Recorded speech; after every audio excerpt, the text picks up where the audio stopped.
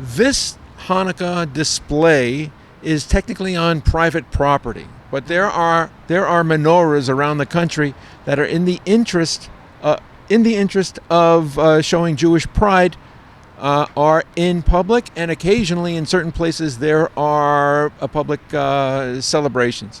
Now, Christmas, you wouldn't think twice about holding a Christmas display or celebration. What are your thoughts about the logic in practice of holding public Hanukkah displays? So I think it's a complex question on that, because you have positive and negative on it, but I think the positive very much outweigh it, the negative. On the positive side of things, it normalizes Judaism to people. It's like, oh, it's not just some weird fringe thing. It's like, oh, okay, we see these displays here. Literally, like, the definition of what Hanukkah is supposed to be about is, glorifying the holiday of it, glorifying, like, the historical events, and it works a lot as a call to less affiliated Jews and gets them to, oh, this is going on. Some of them were like, oh, wait, like Hanukkah, oh, that's now? Oh, this event happened. Okay. I think it's really good on that aspect, and particularly if it's not getting in anyone's way. When they have the things where they close the streets down, I do like wince a little bit on that, because then I'm sure there's people who are like, they're trying to get home, they're trying to do it, and they're going to be, oh, this, effing Hanukkah thing or whatever it's going to be. Now, mind you, they close the streets down for lots of other things, and I think almost all of those are mistakes as well. The cost on the traffic and stuff is tremendous.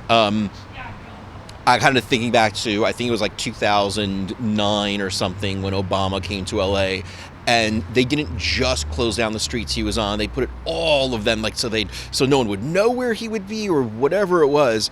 It locked the city down. I think it was a Friday, and I don't think he got any friends from that. That's like the ultimate example of, I think people were actually very pissed off. I think it's good to not do that on there. So if it's a once in a while, if it's a short thing and it's like, okay, there's justification for this, then okay, I think it's something to not push the envelope on. And I think that you get 80% of the effect or 90% of the effect by having it something like kind of like the display is here, where it's up on a balcony off on the side of the road. Everyone sees it. People know what's going on there. Clearly that's happening. And people can stop and come in if they want to, or they just drive by and it doesn't affect their day.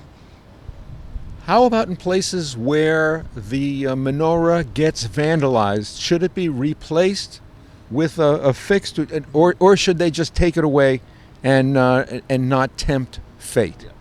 I think they should replace it, because if it gets taken down that way, then they, the bad guys have achieved their goal at that. Right? It's like, well, then the terrorists win. And this really is a lesser form of terror, because people are afraid to show their religion. It's particularly bad in places, I just heard something like in Europe, where the anti-Semitic stuff was so bad in kids, in schools, that kids were saying, I don't want to be Jewish, actually. Because this was a story in the news just a couple days ago. And we have to walk a balance, and it's hard, but we're representatives in what we do. We have to comport ourselves that way. So we have to keep the fire going, so to speak, and at the same time be mindful of, it's not about shoving it into people's faces. I think a lot of groups do that these days. They're like, it's not just, oh, you have to be aware of our existence. We're going to make you change what you do. And I think that upsets people, and more so with Judaism than other things, because we always are judged by a higher standard on that. It's just the way things are. There is a double standard on it. It's not just Judaism, but it's one of those, not protected kind of things, where any small misstep gets very magnified out of proportion. This goes off on a tangent, but like other things, you look at the tech world, right? Like lots of these companies are doing horrible things with your data. But Facebook is disliked, particularly. They do the smallest misstep, whoosh, it's all over there. It's held up on there. And I'm not saying that one is so much like the other, but there is something in the nature of our society now, where we've stopped valuing, okay, there's one standard for all. Is Hanukkah just a Jewish version of the Christmas holiday to you?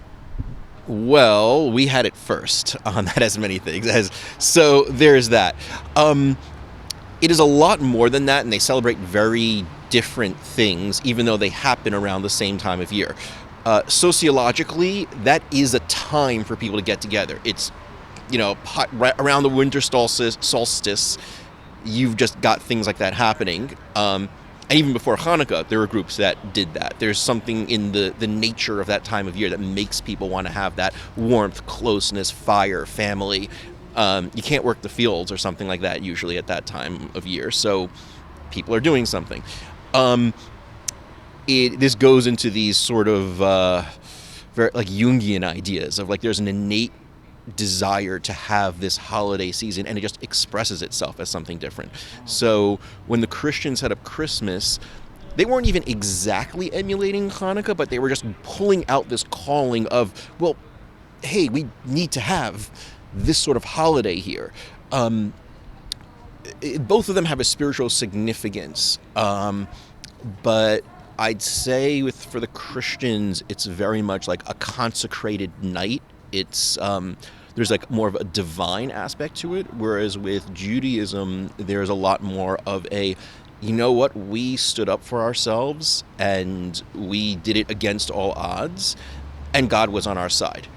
It's a different sort of holiday, though the sociological bonds that it does are very similar.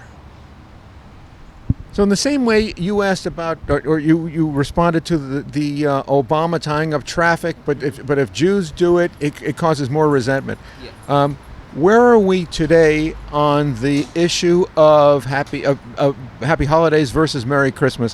When people could say Merry Christmas are Jews getting blamed justly or unjustly for the putting away of Merry Christmas in lieu of Happy Holidays? I think unjustly on that. Now, and I hear you get into a really interesting breakdown, right, as you dive into the data, right, of, well, which Jews are you talking about? If you're talking about the Orthodox Jews, generally, they don't care for the most part. It's like, yeah, you guys have your Christmas of it, do the Happy Hanukkah, and again, this is not a careful study that I did, but I talked to a lot of people. I like to ask them, like, okay, how do you feel about that? The types of Jews that fight against it tend to be the ones which, oddly enough, don't have a big Jewish connection. They're usually not at all connected to the, I would say, orthodoxy or traditional sort of things. And then lacking that, they're like looking for something to be, oh, well, how do you show your Jews? And, well, you make sure that the other religions aren't taking up that space or something. As though there were something like a limited resource of public attention for holidays or I don't know what. And I think that, unfortunately, just gets blamed on all Jews. But Jews are more like a race than anything else that people can join. And within it, it's essentially very different religions. If you took Reform, it has less in common, the Reform Judaism I'm talking about, it has less in common with regular traditional Judaism than Judaism has to Catholicism. I'm gonna get very philosophical here, but Maimonides has 13 principles of faith which outline these are the things which define Judaism. To believe these things, this is the canon of what you believe in. Catholics get most of those on it. They're probably 11 out of 13 or something like that. Reform gets maybe 1 or 2. I don't know. It's not many. So part of it is a problem of our description of these things is poorly defined and came about by happenstance. The word Jew even means from Judah, because that was the Jews of the day were largely from there. These days now you have that ingathering of exiles happening. You have the other tribes are actually once again playing a more predominant role as they gradually come back. Now, there's far fewer of them than there were in the days of old. But even Jewish is an interesting word on that, and it doesn't describe us accurately anymore. Jewish doesn't? Yeah, it's a poorly defined word. If you ask people what the word means, you'll get different answers from different people. I've actually gone to classes, seminars where they're like researching this and breaking it down and saying, well, what does it mean? Well, it's like a family, right? But except you can join the family if you're really like dedicated and kind of go through a tough process to it. Like, okay, well then it's a religion. But then you have people like Bernie Sanders defines himself as a Jewish atheist. So clearly there he's not using it in a religious sense.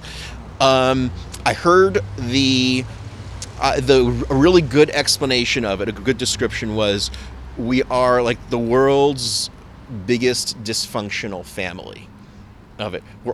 We have different things that bind us. We're all kind of doing our own thing, arguing with each other almost endlessly, and that about describes it. Okay, well, I said 2 minutes. We took